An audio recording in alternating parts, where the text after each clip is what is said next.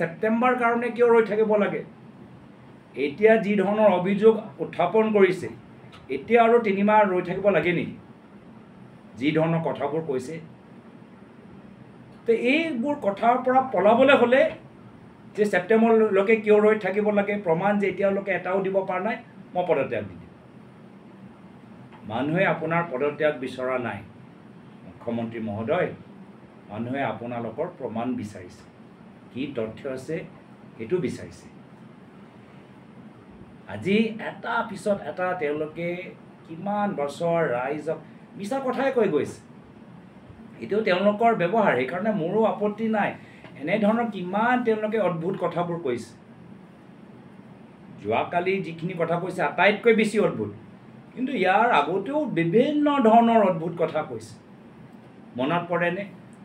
নিশ্চয় ৰাইজক মনত পৰিব, যেতিয়া ৰাহুল গান্ধী ডাঙৰীয়া ভাৰত জোড়ো যাত্ৰাৰ সময়ত অসমলৈ আহিছে, মুখ্যমন্ত্ৰী হিমন্ত বিশ্ব শৰ্মা ডাঙৰীয়া সেই সময়ত অদ্ভুত এটা নতুন কথা ওলালে যে ৰাহুল গান্ধী ডাঙৰীয়া কংগ্ৰেছ দলে বডি ডাবল ব্যৱহাৰ কৰে।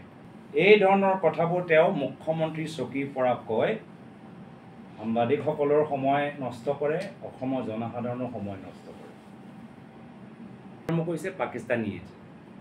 তো মোৰ কাৰণে একো নতুন কথা নহয়। কিবা কাৰণত মুখ্যমন্ত্ৰী মহোদয় আমাক লৈ এতিয়াৰ পৰা নহয় আগৰ পৰাই শংকিত আৰু বিভিন্ন অলংকাৰে মোক সম্বোধন কৰি থাকে। তেওঁ কি কৈছে যে মই কাকো নজনাকৈ পাকিস্তানলৈ গৈছিলোঁ। হ'ব পাৰে নেকি? কোনোবাই ভাৰত চৰকাৰক বৰ্ডাৰত যেতিয়া থাকে, বৰ্ডাৰত ভাৰত চৰকাৰৰ অফিচৰবোৰ নাই নেকি? চেক পইণ্টত নাথাকে নেকি? ভাৰত চৰকাৰক নজনাকৈ কোনোবাই গ'ল, তেওঁৰ মতে তাত প্ৰশিক্ষণ ল'লে আৰু ঘূৰিও আহিলে। গ'লতো গ'লোঁ, প্ৰশিক্ষণো ল'লোঁ আৰু ঘূৰিও আহিলোঁ, আৰু সদনৰ ভিতৰত বহি আছোঁ। সদনৰ ভিতৰত দলপতি হিচাপে বহি আছোঁ। এয়া হ'ল এটা কিতাপ। এই কিতাপ ওলাইছিল 21 চনত কিতাপ ওলাইছে। কিতাপৰ টাইটেল হ'ল ইণ্ডিয়া টুডে এণ্ড ইণ্ডিয়া টুমৰো।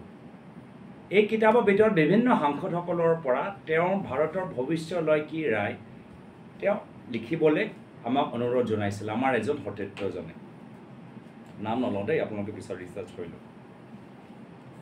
তাৰ ভিতৰত মোৰ এটা চেপ্টাৰ আছে, ইণ্ডিয়া লিডিং এছিয়ান পাৱাৰ, যে ইণ্ডিয়া এটা ভৱিষ্যত আৰু শক্তিশালী আছিয়াৰ ভিতৰত কেনেদৰে হ'ব পাৰে, তাৰ ওপৰত মোৰ ব্যক্তিগত কি ৰায়, মই গোটেইখিনি কথা ইয়াত উল্লেখ কৰিছোঁ।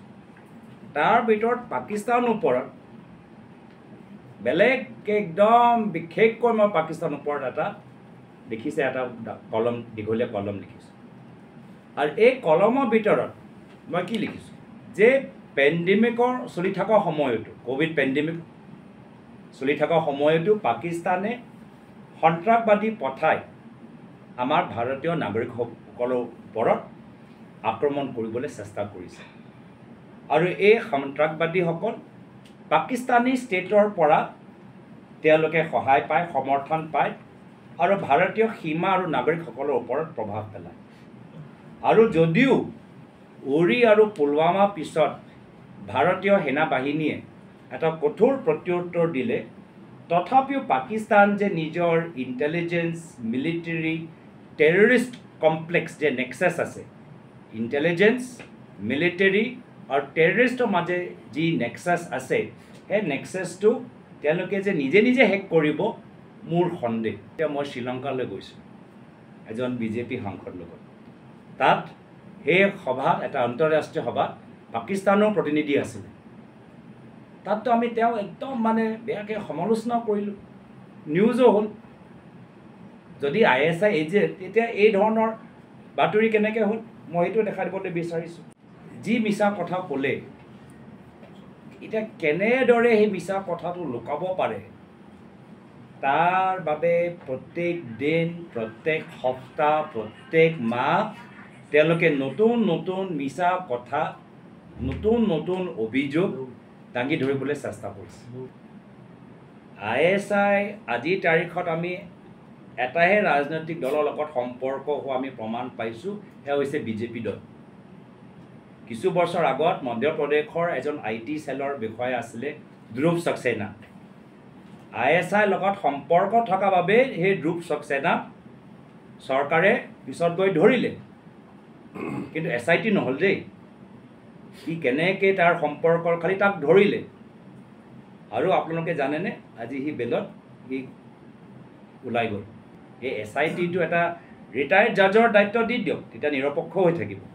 কিন্তু ক্ষমতা এজন ৰাজনৈতিক দলৰ এটা চৰকাৰৰ মুখ্যমন্ত্ৰী নহয়, ক্ষমতা বাস্তৱভাৱে ৰাইজৰ ওচৰত থাকক আৰু ৰাইজে দুটা SIT কৰক। এটা SIT আমাৰ তৰুণ গগৈদেৱৰ ঘৰৰ ওপৰত, এটা SIT হিমন্ত বিশ্ব শৰ্মা ডাঙৰীয়াৰ।